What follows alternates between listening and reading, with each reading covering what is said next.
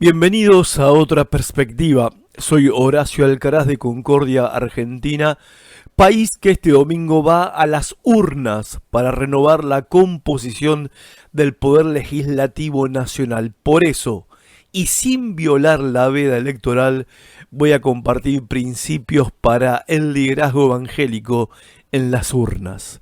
Sabemos que en la iglesia y en el liderazgo se siente la tensión, las dudas y hasta la pasión por la política. Y para ponerle brújula a esta conversación, hoy traje mejor dicho, un material que es muy bueno, espectacular. Reflexiones del pastor pentecostal y teólogo peruano Darío López en su capítulo Discípulos y Ciudadanos del librazo que recomiendo, La propuesta política del reino de Dios. Un capo el hombre. La idea es ayudarnos a todos a liderar nuestras vidas y a nuestras congregaciones sin perder el foco en el reino de Dios en medio de esta vorágine electoral. Así que los que quieran agarren la lapicera, el mate, que arrancamos.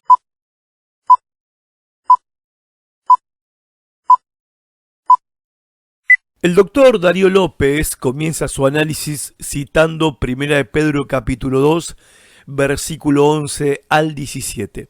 Y nos recuerda algo fundamental que como argentinos a veces se nos olvida, que somos extranjeros y peregrinos. No somos de acá, nuestro hogar definitivo está por venir. Ahora, él dice, aunque seamos residentes temporales, eso no implica desinterés por la ciudad, desinterés por la suerte o el destino, mejor dicho, de nuestra nación. Porque esto de ser extranjeros y peregrinos no es un llamado a la indiferencia. De hecho, López subraya que debemos ser ciudadanos modelos o ejemplares. Él dice, y lo cito, los cristianos deben ser ciudadanos ejemplares que obedecen a las autoridades mientras éstas no exijan una sumisión absoluta y en tanto practiquen la justicia y busquen el bien común. La aplicación práctica es doble. La primera, conducta pública e intachable. El texto del apóstol Pedro nos insta a que nuestra manera de vivir sea buena entre los gentiles. Es decir, que nuestra ética de conducta privada esté en sintonía con nuestra ética de conducta pública. En otras palabras, los cristianos vivamos con cero hipocresía. Y la segunda aplicación acerca ya la ignorancia. 1 de Pedro 2.15 dice, haciendo bien, el apóstol Pedro, haciendo bien los creyentes, los discípulos de Jesús, hagáis callar la ignorancia de los hombres insensatos. A ver, nosotros como líderes evangélicos en la Argentina, tenemos que enfocarnos en hacer el bien, para que nadie tenga excusas o motivos para murmurar de nosotros como malhechores o negociantes de la fe. El principio es simple, pero a la vez es profundo.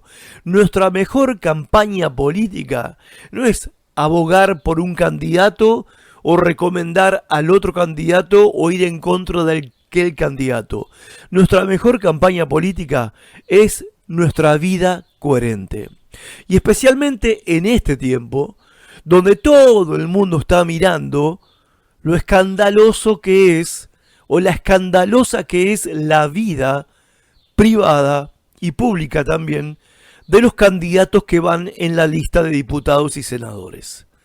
Siendo que el ejemplo que están dando es deplorable, cuanto más nosotros que decimos pertenecer a otro reino, tenemos que oír este llamado a vivir una vida de santidad visible y a una vida de rectitud práctica en nuestra propia comunidad.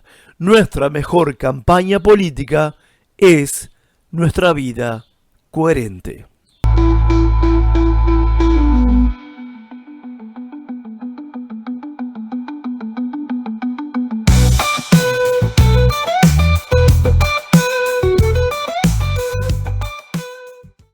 Ahora, acá viene el punto que más debate genera.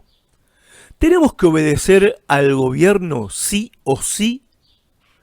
Bueno, basándose en 1 Pedro 2:13, el pastor López, y coincido con él, dice, Pedro está escribiendo en su carta, por causa del Señor, someteos a toda institución humana. La frase clave acá no es someteos a toda institución humana. ¿Se entiende? No nos está diciendo hay que someterse al gobierno, cualquiera sea el color político que éste tenga, sí o sí. Sino que la frase principal o la frase clave de este versículo es por causa del Señor. Y esto lo cambia todo, gente. Significa que obedecemos a las autoridades porque Dios lo manda. No porque el Estado o el gobernante tenga un poder absoluto y propio. Por eso él habla de una obediencia relativa o una obediencia temporal, pero jamás una obediencia incondicional o una obediencia acrítica. Y acá viene la parte más jugada y la aplicación directa de este pasaje, incluyendo también el verso 17, donde vemos que hay dos esferas diferentes de lealtad para el creyente. La primera esfera, el temor a Dios, es nuestra obligación más alta, es nuestra lealtad única y última. Y la segunda esfera es honrar al rey, o sea, honrar la autoridad. En este caso la lealtad es relativa. Merecen respeto, pero solo se les obedece si no contradicen los principios divinos establecidos en la palabra de Dios. Ahora, mirá qué importante que es esto para las elecciones en las que vamos a participar el próximo domingo. Él nos dice que jamás tenemos que confundir estas dos esferas de lealtad. No podemos tener dos señores. Si un candidato o un partido político exige una lealtad que desplaza a Dios o que contradice la fe, el cristiano tiene el deber de no obedecer. Y obviamente los candidatos y los partidos políticos suelen exigir este tipo de lealtad ciega y a veces con la excusa de que si no viene el otro, que es el monstruo de la película, es el terror que puede venir. Ahora, ¿qué pasa cuando el Estado se excede en sus funciones o promueve la injusticia?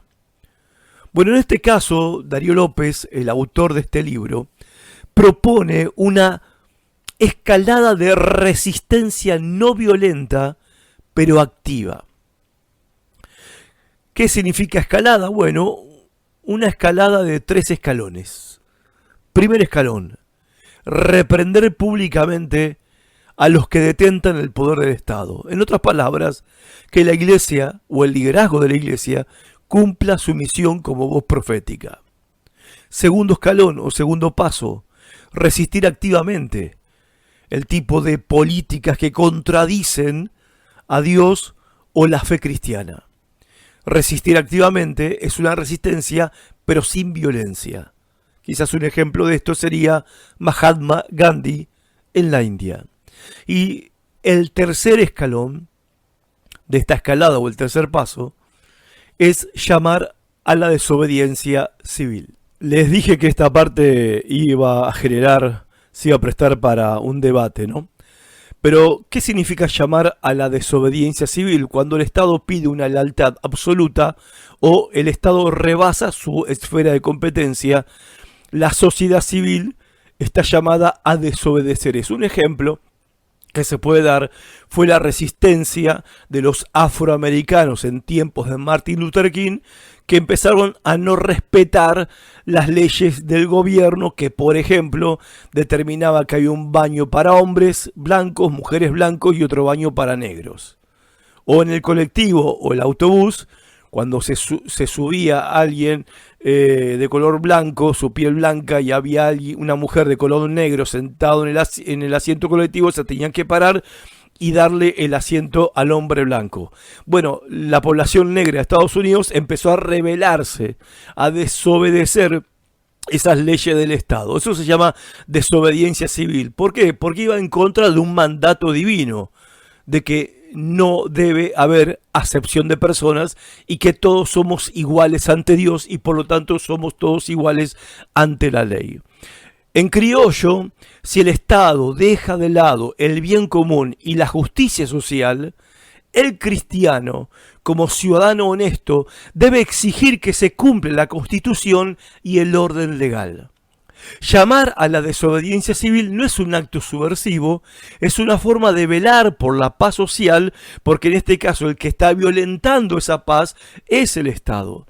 Y es una manera de velar por la estabilidad política vulnerada por los mismos que deberían preservarla, porque en este caso es el Estado que está violando los derechos políticos de sus ciudadanos. Yo sé que esto puede prestarse para debate porque no estamos acostumbrados quizás a plantearnos este tipo de discusiones, pero es algo que la Iglesia, basándonos en lo que el apóstol Pedro nos dice, que justamente él tenía que enseñar a la Iglesia cómo manejarse ante el Imperio Romano, que era totalmente totalitario, imperial y autoritario.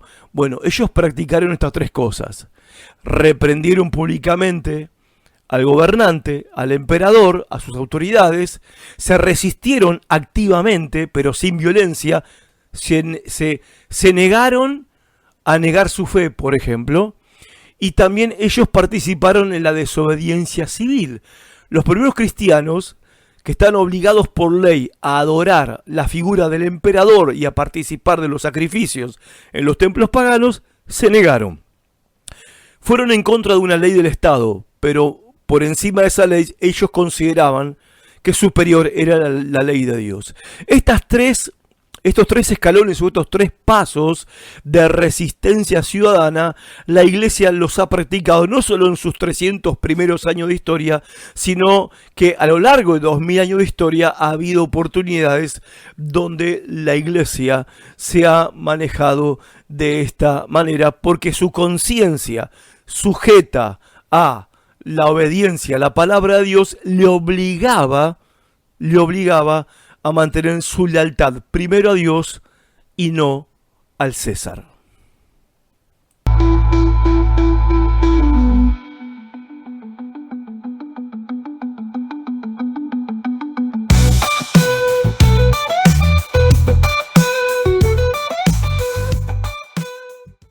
Algunas conclusiones lógicas y un llamado a la acción. La primera conclusión es la prioridad del reino de Dios sobre el partido, sobre el gobernante o una ideología o los tres.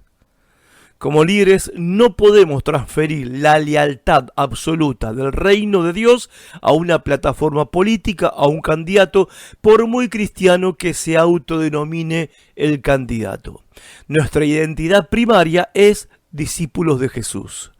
Segunda conclusión, liderazgo profético no partidista. Nuestro rol es ser la conciencia moral de la nación, no el brazo de propaganda de un partido. Debemos reprender la injusticia, llamar al cumplimiento de las leyes sin importar quién esté en el poder. Eso implica tener la valentía de criticar, si es necesario, a quienes votamos o hemos apoyado. En este caso, si hemos votado al gobernante que hoy está de turno, tenemos todo el derecho de criticarlo o de reclamarle que cumpla las promesas que hizo en sus campañas anterior para ganar la presidencia, la diputación o la senaduría o la gobernación. Tercera conclusión y clave: el voto como responsabilidad, pero no como ídolo. El acto de votar es un deber cívico y es libre. Yo creo que los pastores no debemos influir en la conciencia de los miembros de nuestras congregaciones como si ellos fueran, permítame el término, tontitos que no saben pensar y le tenemos que decir nosotros a quién votar. No, no es una cuestión de vida o muerte, el voto no es un ídolo, no se vayan al infierno porque voten en contra del candidato de su pastor, porque el llamado principal para los cristianos es ser ciudadanos ejemplares. Y eso implica cumplir con la responsabilidad del voto. Pero no vamos a cambiar el mundo por medio de nuestro voto, ni la realidad por medio de nuestro voto. Nosotros fuimos llamados a cambiar el mundo por medio de vivir una vida ejemplar. Ahora, tenemos que votar, es una responsabilidad, es una obligación, un deber cívico, pero tenemos que hacerlo con conocimiento y basado en la búsqueda del bien común. Pero es un acto relativo. Nuestro fervor no debe ir a la urna, sino al trono. Y recordemos, el resultado electoral es temporal y transitorio. El reino de Dios es eterno. Y como conclusión final, para el pastoreo de la iglesia en este tiempo, prediquemos la coherencia. Enseñemos al pueblo a ser irreprochables en la ética y a rechazar la hipocresía que, como bien dice López, es moneda corriente en el mundo. Que el amor y el honor se extiendan a todos. Honrad a todos, dice Pedro. Pero que el temor y la lealtad absoluta sea solo para Dios. Así que, amigos, hermanos, colegas, la tarea es clara. Seamos la mejor versión de ciudadanos argentinos que podamos ser, votando, participando y sobre todo haciendo el bien. Pero nunca, nunca confundiendo al rey terrenal con el Rey de Reyes. Gracias por acompañarme en esta reflexión. Que el Señor nos dé sabiduría para guiar a su pueblo en este tiempo que no es nada fácil. Hasta la próxima.